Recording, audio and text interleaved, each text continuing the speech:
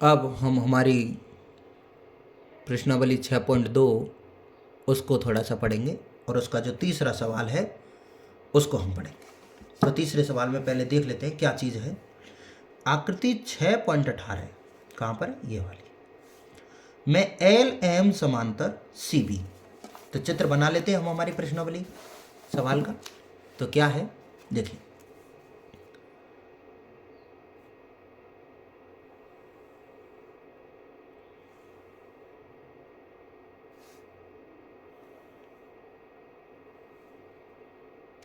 इस तरीके से हमारा त्रिभुज यानी चित्र दे रखा है।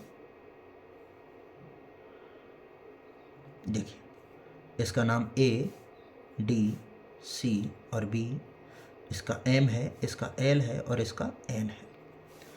और इसमें क्या दे रखा है कि एल एम समांतर सी बी, और दूसरी चीज़ क्या दे रखी है? एल एन समांतर सी डी। ये तो उसने दिया है, ठीक है। और सिद्ध क्या करवाया हमसे? सिद्ध क्या करवाया है कि ए एम बटे ए बी बराबर ए एन बटे ए डी। ये हमसे उसने सिद्ध करवाया है। अब भुजा दे रखी है, अनुपात सिद्ध करवाया है। तो कैसे करेंगे? देखिए, पहली बात, इस चित्र में ये जो भुजा दे रखी है समांतर, इस भुजा का प्रयोग करके थेल्स प्रमेय का नियम यूज में लेकर हमें अनुपात लिखना पड़ेगा। और अनुपात कैसे लिखना पड़ेगा? देखिए, इसकी उत्पत्ति करते हैं हम। सबसे पहले हम देखते हैं एल एम और सी बी के समांतर है। तो एल एम कहाँ है? मैंने कहा उसको थोड़ा सा डार्क कर लेते हैं। तो एल एम कहाँ है? ये रही, एल एम यही है। और सी बी कहाँ है? ये रही। हमने इन दोनों को डार्क कर लिया। और हम इन दोनों को यदि हम देख पा रहे हैं तो एक त्रिभुज की दो भुजाएं दिखाई दे रही हैं ये। और कौन से त्रिभुज की दिखाई दे रही है? देखो, त्रिभुज A B C, A B C, इस त्रिभुज में ये आ रही हैं दोनों भुजाएं। तो हमने त्रिभुज ए बी सी में लिख लिया और इसमें लिखा एल एम समांतर सी बी। तो हम थेल्स प्रमेय का प्रयोग करेंगे, थेल्स प्रमेय से। और थेल्स प्रमेय क्या कहती है? मैंने आपको बताया कि हमने इनको दोनों को डार्क किया और इसके पॉइंट लगाए तो एल और एम आ गया, यहाँ पर सी और बी आ गया, तो एक नाम बच गया अभी भी, कौन सा? ए। तो ये अनुपात लिखेगा कैसे? ए एम बटे एम बी। देखो ये रहा, ए एम बटे में एम बी। तो इसकी दूसरी भुजा कौन सी बच रही है? ए एल, यही तो बच रही है, और बटे एल सी, ए एल बटे एल सी। ये समीकरण नंबर क्या बन गया? 1। क्यों? क्योंकि हमें एक भुजा जो समांतर दे रखी थी, हमने उससे हमने अनुपात लिख लिया। अब देखिए, दूसरी भुजा दे रखी समांतर एल एन समांतर सी डी। तो इस पे भी हम गल्लागोरी कर लेते हैं, थोड़ी सी डार्क कर लेते हैं। इसको मैं दिखाने के लिए इस तरीके से कर देता हूँ आपके लिए, ताकि ये इजी वे में दिख जाएगी। तो यही है एल एन और यहाँ पर है सी डी, ये रही हमारी सी डी। तो अब हमने इसको थोड़ा सा समझने के लिए डार्क कर दिया। देखिए, सी डी एल एन, तो बच गया ए। नियम यही लिखेगा। तो कैसे लिखेगा? पहले हम इस त्रिभुज का नाम लिख लेते हैं। ए सी डी में उसने दे रखा है हमें एल एन समांतर सी डी। तो नियम कैसे लिखेगा? ये ए एन बटे में एन डी, ए एन बटे एन डी वो बराबर होगा ए एल बटे एल सी। देखो, यही दो भुजा थी ना, एल एन, तो एल के पास ही जाएंगे। अब ये हो गया हमारा समीकरण नंबर 2। अब समीकरण 1 और 2 हमने लिखे, क्यों? क्योंकि हमें दो समांतर भुजाएं दे रखी थी। 2 देता है तो 2 लिखते हैं, 1 देता है तो 1 लिखते हैं, और इन्हीं का प्रयोग करके हमारा आंसर आएगा। कैसे? जरा हम दोनों में देखें, इसमें भी ए एल बटे एल सी और इसमें भी ए एल बटे एल सी, दोनों में बराबर है। अब दोनों में बराबर है तो हम इन दोनों के बराबर की चीज़ जो होती है वो बराबर ही मानी जाती है। तो इसका मतलब है कि जो बराबर है उसको हटा दो, जो बच जाएगा वो भी बराबर बचेगा। तो हम इसको लिखेंगे ए एम बटे एम बी, वो बराबर हो गया ए एन बटे एन डी, यानी कि बराबर के बराबर की चीज़ बिल्कुल हमने हटा दी। तो ए एम बटे एम बी बच गया, ए एन बटे एन डी बच गया। क्या यही हमको सिद्ध करना था? चेक कर लेते हैं एक बार। ए एम बटे ए बी, देखिए ए एम तो आ गया, लेकिन नीचे एम बी है हमारा, लेकिन सिद्ध क्या करना है? A B. इसी प्रकार ए एन तो आ गया, लेकिन हमें सिद्ध क्या करना है? A D. ए डी, लेकिन हमारा क्या है? N D. तो हमें यह सिद्ध नहीं करना, इसके थोड़ा सा आगे सिद्ध करना है। अब देखिए, इसी का प्रयोग करना है हमें। कैसे? जो हमें सिद्ध करना है उसको रखते हैं हम नीचे, नीचे जिसको हमें हमें सवाल में नहीं चाहिए, जैसे ये एम बी नहीं चाहिए क्योंकि हमें सिद्ध करने में एम बी नहीं है, तो हमें इसको रखना है ऊपर। तो इसके लिए हम यहाँ पर करेंगे व्युत्क्रम। व्युत्क्रम करने पर व्युत्क्रम करेंगे तो ये हो जाएगा एम बी बटे ए एम, और ये हो जाएगा एन डी बटे ए एन। अब क्यों करेंगे? क्योंकि हमें सिद्ध करना है ए एम और ए बी, लेकिन हमारे पास ए एम तो है लेकिन ए बी नहीं है, तो इस एम बी को गायब करना पड़ेगा। और एम बी को जिसको गायब करना पड़ता है वो बटे के कहाँ जाता है? ऊपर। इसलिए हमें इसको व्युत्क्रम करना पड़ा। ठीक है। अब देखिए, एम बी एक छोटी भुजा है, लेकिन हमें लाना है ए बी, ये एक बड़ी भुजा है। तो छोटी भुजा से बड़ी भुजा को ट्रांसफर यानी बनाने के लिए हम उसमें लिखेंगे दोनों पक्षों में एक जोड़ने पर।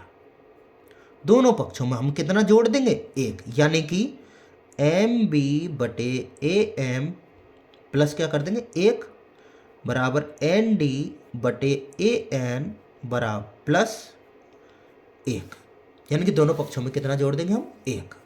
क्यों जोड़ते हैं? क्योंकि छोटी भुजा से हमें बनानी है बड़ी, और यदि बड़ी भुजा आ जाए तो बड़ी भुजा से यदि हमें छोटी बनानी है तो एक प्लस की जगह क्या करना पड़ेगा? हमें माइनस। अब हम इसको सॉल्व करेंगे। ए एम यहाँ पर एलसीएम आ गया, ए एम से ए एम डिवाइड हुआ, एम भी बच गया, और एक से डिवाइड हुआ तो ए एम आ गया। सेम टू सेम काम यहाँ पर, ए एन से A N cancel out, N D बच गया, और यहाँ पर 1 से ए एन आ गया, सेम टू सेम। अब देखिए, जरा गौर से देखते हैं तो एम बी और ए एम दोनों ऐड हो रहे हैं। एम बी और ए एम दोनों ऐड हो गए तो पूरी की पूरी बनी कि नहीं बनी?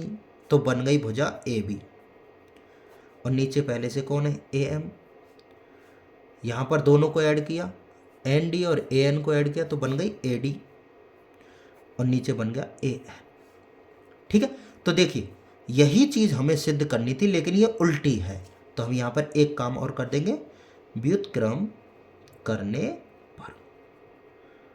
ठीक है। तो हम इसको सीधा करके लिख देंगे ए एम बटे ए बी और बराबर ए एन बटे ए डी।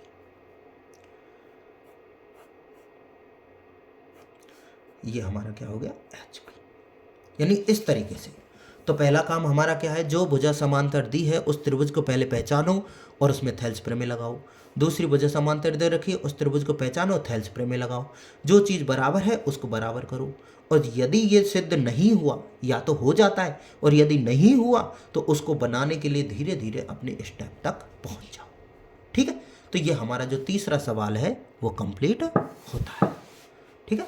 तीसरा सवाल कंप्लीट। अब हम करते हैं हमारा चौथा सवाल। और चौथे सवाल में क्या है? देखिए, सवाल पढ़ते हैं और उसका चित्र बनाते हैं। आकृति 6.18, आकृति कौन सी है? 6.18। अब 6.18 कहाँ पर है? ये रही, सॉरी, चौथे सवाल को 6.19, 6.19 है ये वाली। तो इस आकृति को बना लेते हैं हम। तो देखिए कैसे बनती है ये आकृति। त्रिभुज कैसे बनाना है अपन को? त्रिभुज बड़े आराम से बनाना है और स्केल का प्रयोग करके बनाना है।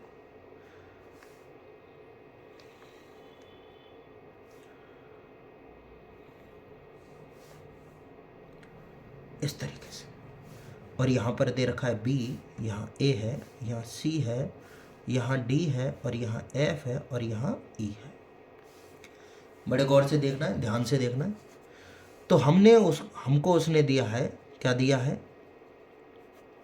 DE समांतर AC और DF समांतर AE। तो सिद्ध क्या करवाया हमसे, सिद्ध करना है BF बटे FE बराबर BE बटे EC। ये हमसे उसने सिद्ध करवाया। हमारा पहला काम क्या है, जो हमें समांतर दे रखा है उसको त्रिभुज को पहचानना है और त्रिभुज को पहचानने के बाद उसमें थेल्स प्रमेय का प्रयोग करना है। तो देखिए उत्पत्ति करते इसकी। सबसे पहले हमने बताया जो भुजा समांतर दे रखी है उसको थोड़ा डार्क कर लेते हैं। तो DE समांतर AC, DE कहाँ है, ये रही हमारी DE कहाँ है, ये रही, और AC कहाँ है, ये रही।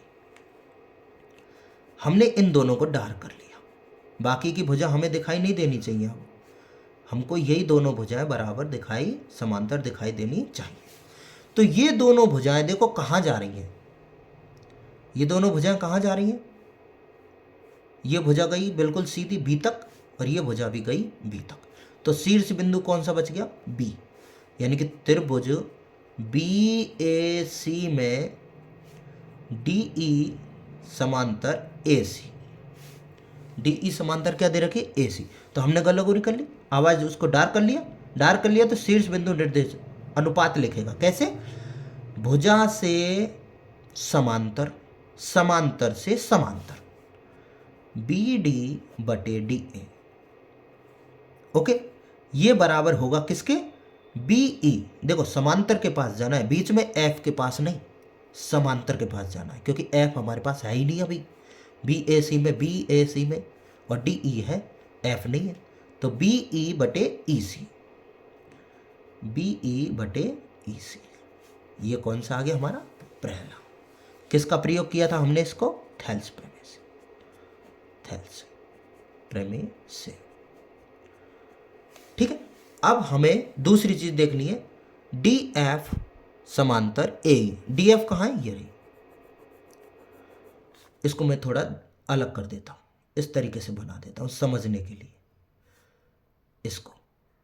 ये समांतर है AE के।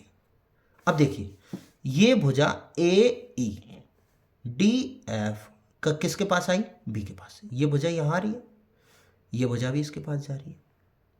ठीक है, तो शीर्ष बिंदु बन गया फिर से B। तो हम लिखेंगे त्रिभुज BAE। अब की बार C नहीं है, वो भुजा आई है E पर। उसने दे रखा है DF समांतर AE। तो थेल्स प्रमेय लिखेंगे हम, और थेल्स प्रमेय क्या कहेगी, देखो समांतर से समांतर BD बटे DA, ये बराबर होगी BF बटे FE। देखो BF ये रही और FE यहीं तक लेना है, C तक नहीं जाना। तो जरा ये समीकरण हो गया हमारा 2। अब देखिए BD बटे DA, BD बटे DA, दोनों समीकरणों में दो चीज़ बराबर है। अब जो चीज़ बराबर होती है उसको हटा देते हैं। अब हटा दिया तो जो बचेगा उसको लिख देते हैं।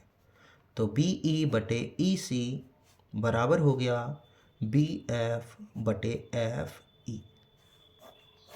क्या हमें यही सिद्ध करना था, चेक कर लेते हैं। चेक करने के लिए देखो BE बटे EC, हाँ जी बिल्कुल सही है, BE बटे EC सही है, BF बटे FE, BF बटे FE, यही चीज़ हमें सिद्ध करनी थी। इसी को क्या लिख देंगे हम, HP।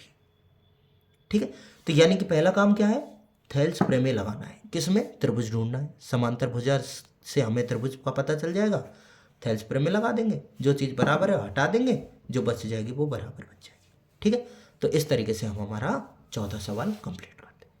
तो हम 5वां सवाल आगे देखते हैं।